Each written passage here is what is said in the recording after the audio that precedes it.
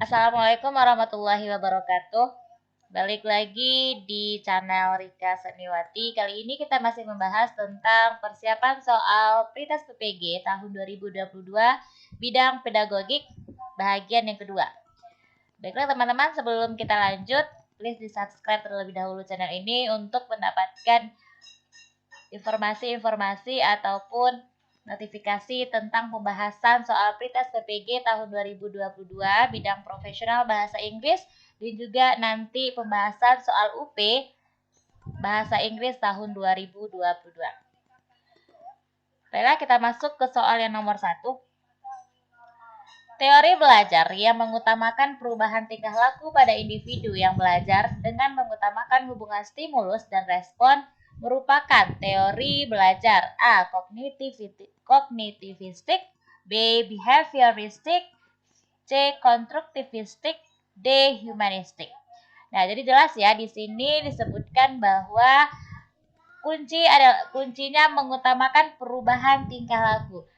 Teori belajar yang mana tujuannya untuk merubah tingkah laku manusia itu disebut dengan behavioristik.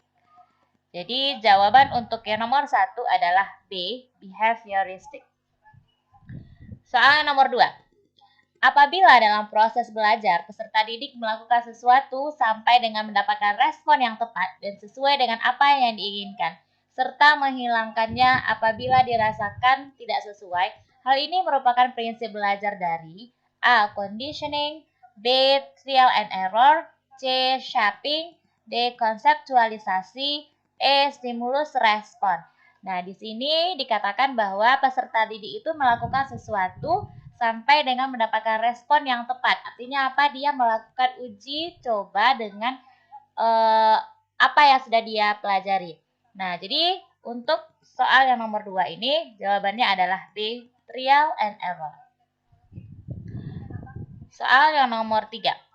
Contoh penerapan teori behavioristik yang dapat dilakukan oleh guru dalam praktik pembelajaran adalah A. Membimbing siswa dalam memperoleh pengetahuan baru, B. Menyediakan atau memberikan kegiatan-kegiatan yang merangsang keingintahuan siswa dan membantu mereka mengekspresikan gagasannya, C. Memberikan stimulus kepada peserta didik berupa penataan lingkungan belajar, D. Memahami tahap-tahap perkembangan peserta didik dan menggunakan metode pembelajaran sesuai dengan tahap tersebut, E. Memberikan penjelasan pengetahuan baru. Nah, di sini tadi sudah dijelaskan bahwa teori behavioristik itu adalah teori di mana untuk merubah sifat ataupun kebiasaan seseorang. Jadi di sini yang mengacu kepada itu adalah C. Memberikan stimulus kepada peserta didik berupa penataan lingkungan belajar. Jadi sikapnya itu yang dirubah. Jadi jawabannya C. Soal nomor 4. Seluruh komponen pendidikan memiliki tujuan yang sama, yaitu terbentuknya manusia yang ideal. Manusia yang dicita-citakan, yaitu manusia yang mampu mencapai aktualisasi diri. Pernyataan tersebut merupakan bagian dari teori A. Behavioristik, B. Kognitivistik, C. Konstruktivistik, D. Humanistik, E. Cybernetic. Nah, jadi untuk pertanyaan yang nomor 4, ini jawabannya adalah humanistik. Nah, jadi kita ketahui bahwa humanistik itu adalah teori yang mana tujuannya untuk membuat manusia itu menjadi manusia yang ideal, manusia yang mampu mencapai aktualisasinya. Jadi human itu kan artinya manusia ya, jadi untuk memanusiakan manusia. Jadi itu maksud dari teori humanistik ini. Soal nomor 5. Aliran ini lebih menekankan pada keaktifan siswa selama kegiatan belajar. Aktif berpikir, menyusun konsep-konsep, serta memberi makna tentang hal-hal yang dipelajari, dan yang paling penting terwujudnya belajar adalah niat peserta didik itu sendiri. Pernyataan tersebut merupakan aliran dari teori behavioristik, B. Kognitivistik, C. Konstruktivistik, D. Humanistik, E. Cybernetic. Nah, jadi kuncinya di sini adalah menekankan pada keaktifan siswa selama proses pembelajaran, baik secara berpikir maupun menyusun konsep-konsep serta memberi makna tentang hal yang dipelajari. Itu merupakan konsep dari teori konstruktivistik. Jadi jawabannya yang nomor 5 itu adalah C. Soal nomor 6, menurut Brunner, apabila seseorang memahami objek-objek atau dunianya melalui gambar-gambar dan visualisasi verbal, dengan kata lain, peserta didik belajar melalui bentuk perumpamaan atau perbandingan. Hal ini merupakan tahapan dari A. Enaktif, B. Intuitif, C. Ikonik, D. Simbolik, E. Konflik. Nah, jadi jawaban untuk yang nomor 6 ini adalah ikonik. Nah, soal selanjutnya. Pada tahap konseptualisasi, kemampuan yang dimiliki oleh peserta didik adalah A. Mampu memecahkan masalah, B. Mampu membuat peraturan, C. Mampu memahami sebuah kejadian, D. Mampu mengalami sebuah kejadian, E. Mampu memahami permasalahan.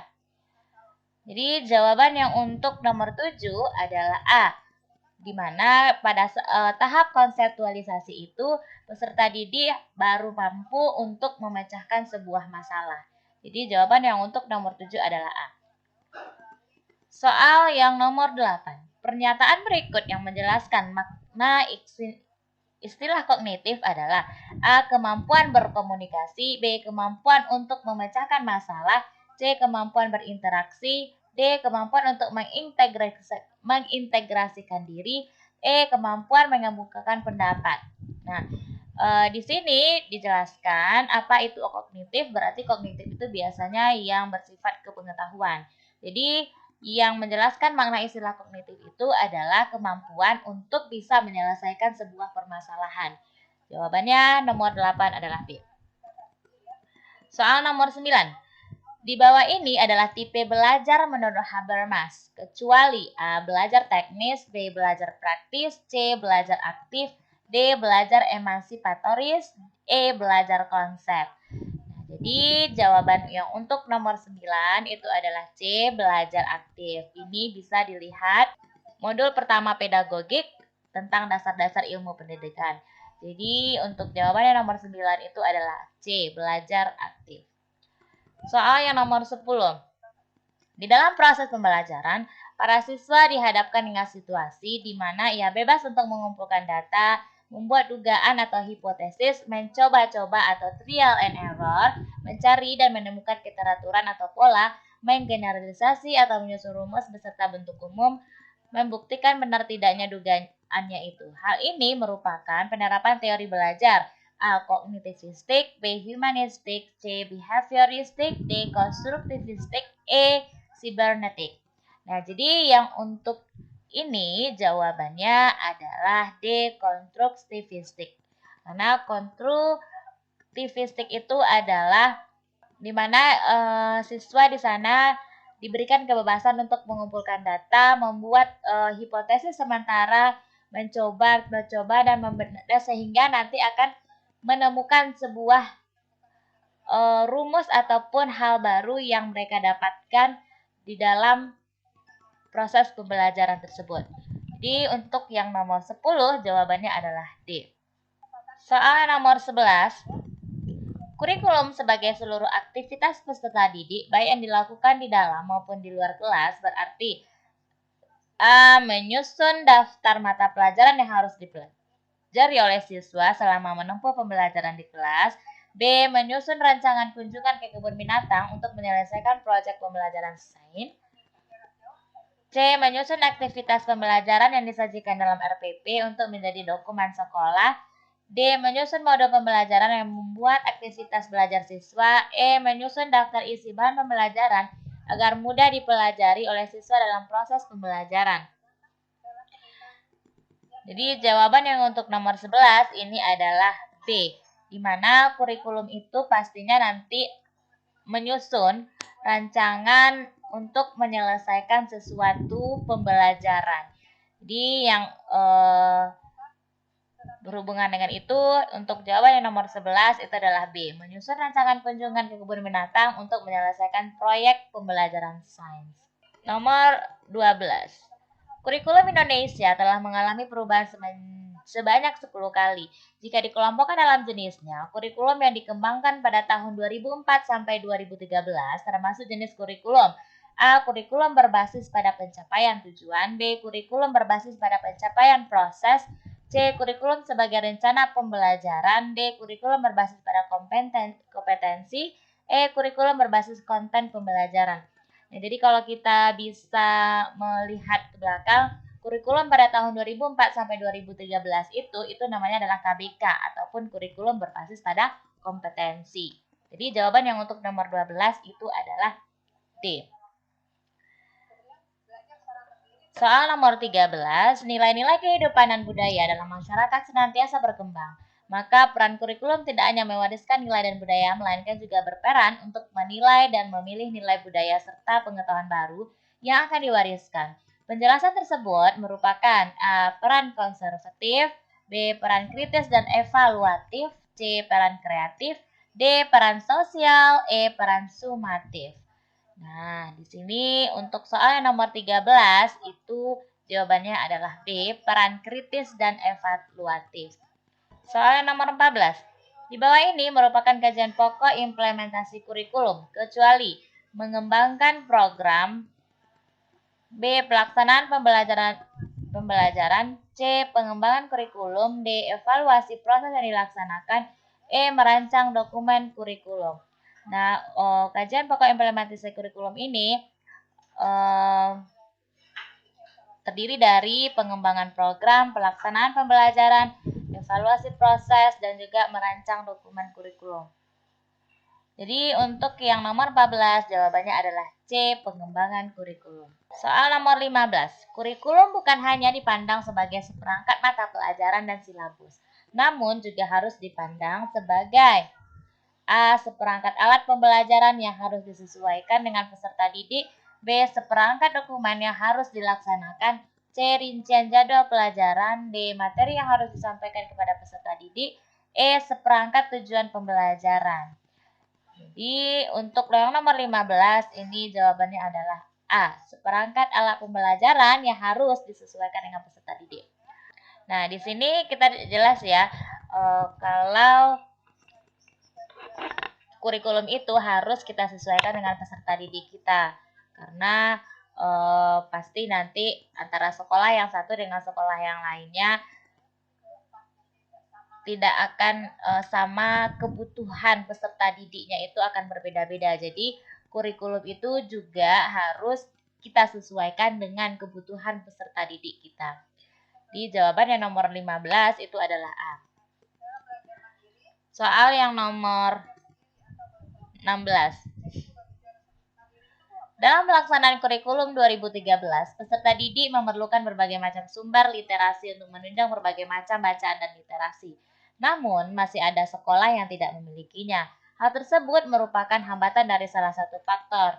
A. Faktor lingkungan sekolah. B. Faktor sarana dan fasilitas. C. Faktor budaya dan ideologi. D. Faktor administrasi. E. Faktor sekolah.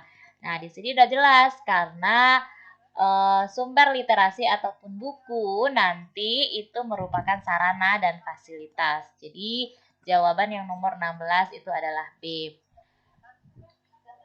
Soal yang nomor 17, ada beberapa hal yang perlu dipertimbangkan oleh seorang guru dalam mengembangkan kurikulum, yaitu tujuan pendidikan nasional, visi, misi, tujuan yang diharapkan masyarakat.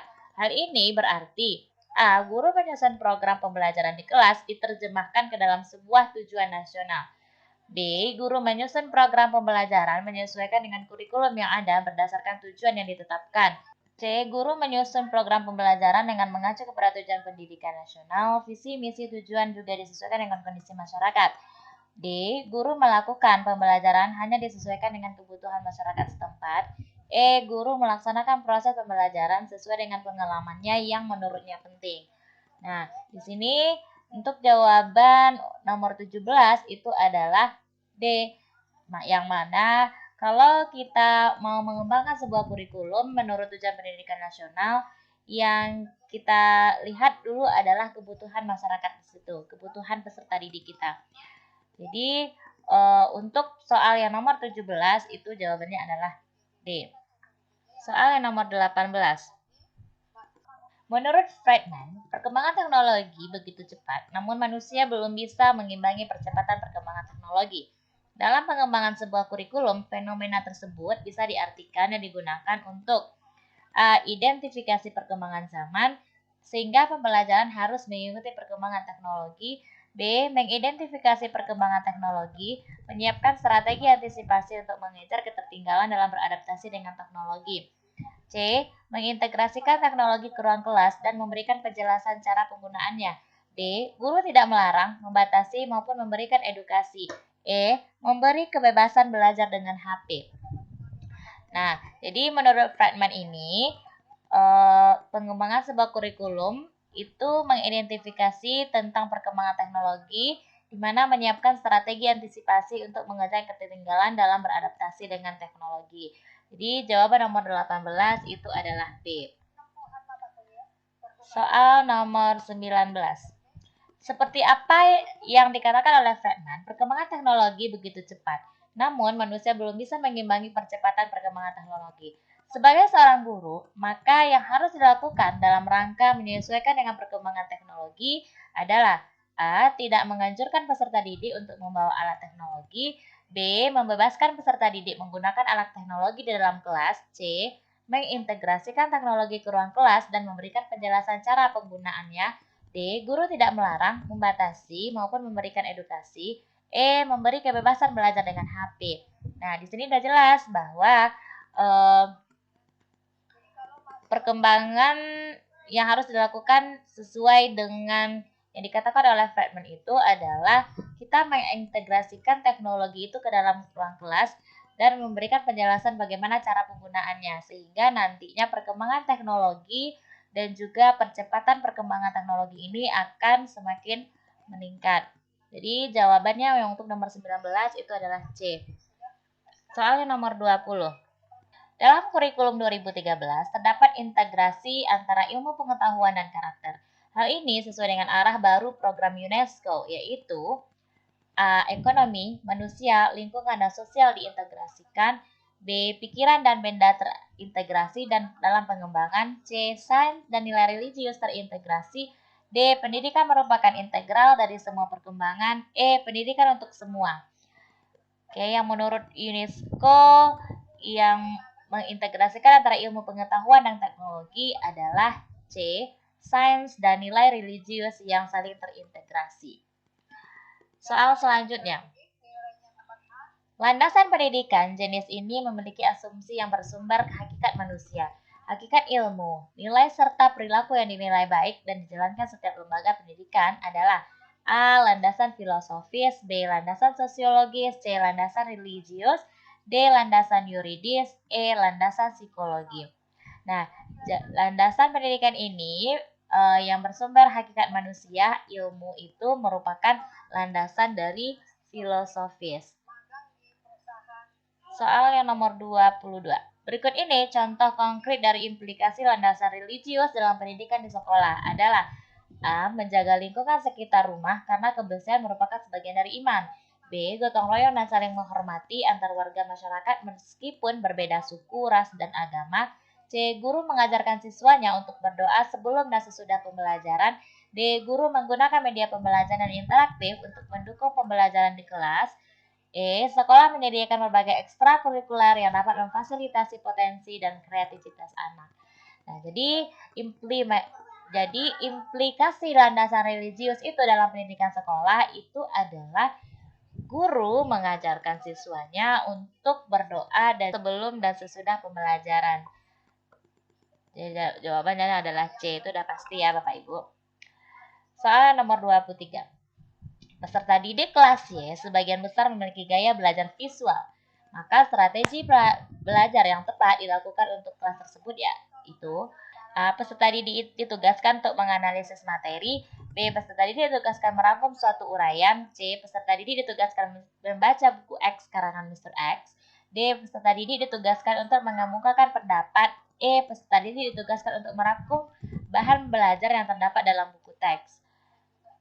Nah, jadi belajar visual itu yang tepat melakukan strategi yang kita bisa sarankan yaitu adalah dengan memberikan tugas kepada mereka dengan membaca sebuah buku yang dikarang oleh seseorang. Jadi jawabannya untuk nomor 23 itu adalah C. Soal nomor 24. Pak Ferdi ketika akan melakukan kegiatan pembelajaran dengan topik penyakit menular melakukan pretest terlebih dahulu. Hal ini artinya guru memperhatikan karakteristik peserta didik dalam hal A. Motivasi belajarnya, B. Perkembangan sosialnya, C. Perkembangan emosinya, D. Perkembangan motoriknya, E. Kemampuan awalnya. Nah, pretest itu dilakukan di awal pembelajaran. Jadi, pasti jawabannya adalah A. Untuk mengetahui kemampuan awal dari peserta didik. Soal selanjutnya. Untuk meningkatkan motivasi dan prestasi belajar siswa dengan menerapkan teori belajar konstruktivisme dalam pembelajaran, karena dalam teori belajar ini A. Mudah dalam mengevaluasi hasil belajar, B. Siswa belajar dalam kelompok, maka tugas guru lebih ringan, C. Menempatkan siswa sebagai subjek belajar, D. Siswa diberi tugas sehingga belajar lebih aktif, E. Menempatkan siswa sebagai objek penting dalam belajar. Oke, nah jadi jawabannya adalah D. Siswa diberi tugas sehingga belajar lebih aktif. Itu untuk meningkatkan motivasi dan prestasi belajar siswa dari segi teori belajar konstruktivisme. Soal nomor 26. Salah satu perkembangan teknologi dalam praktik pembelajaran adalah dengan mengintegrasikan teknologi. Salah satunya adalah pembelajaran yang memanfaatkan sosial media. Dalam pembelajaran tersebut, memberikan kesempatan peserta didik untuk A. Berkolaborasi, berbagi informasi, berinteraksi. B. Berbagi informasi, berkolaborasi, mengembangkan kemampuan individu. C. Berinteraksi, berbagi informasi, memperbaiki kesalahannya. D. Berkolaborasi, mengembangkan kemampuan individu, berinteraksi. E. Berkorespondensi terkait proses pembelajaran yang langsung di kelas. Nah, soal nomor 26 ini adalah A. Berkolaborasi, kemudian nanti bisa berbagi informasi, dan juga saling berinteraksi. Jawabannya adalah A. Soal selanjutnya. Menurut teori belajar konstruktivistik, anak akan merasakan bahwa proses belajar itu adalah sesuatu proses yang menyenangkan jika A. Sesuai dengan taraf berpikir anak, B. Ada keterlibatan intelektual dan emosional anak, C. Belajar dipraktekkan, D. Adanya kompetensi belajar, E. Terdapat stimulus dan respon yang sesuai. Nah, jadi jawabannya untuk yang nomor 27 itu adalah B. Ada keterlibatan intelektual dan emosional anak. Soal selanjutnya. Kurikulum sebagai pedoman dalam melakukan pengawasan terhadap pelaksanaan pembelajaran di sekolah merupakan fungsi kurikulum bagi A. Guru, B. Kepala sekolah, C. Orang tua, D. Siswa, E. Pengawas sekolah. Jadi 28 ini jawabannya adalah B. Kepala sekolah. Soal 29. Kurikulum harus aktif berpartisipasi aktif sebagai kontrol atau filter sosial menunjukkan fungsi kurikulum A. Konservatif, B. Kreatif, C. Evaluatif, D. Dinamis, dan E. Imajinatif. Ini merupakan fungsi kurikulum sebagai evaluatif. Jadi jawabannya adalah C. Soal nomor 30.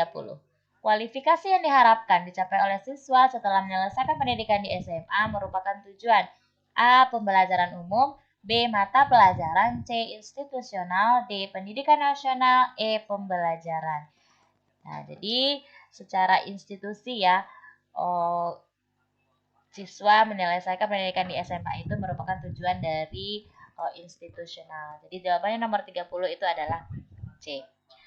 Baiklah teman-teman, untuk soal pedagogik bagian yang kedua ini dengan 30 buah soal, nanti kita lanjutkan nanti akan kita lanjutkan di pembahasan berikutnya tentang soal-soal pedagogi ataupun profesional bidang bahasa Inggris. Terima kasih atas perhatiannya. Assalamualaikum warahmatullahi wabarakatuh.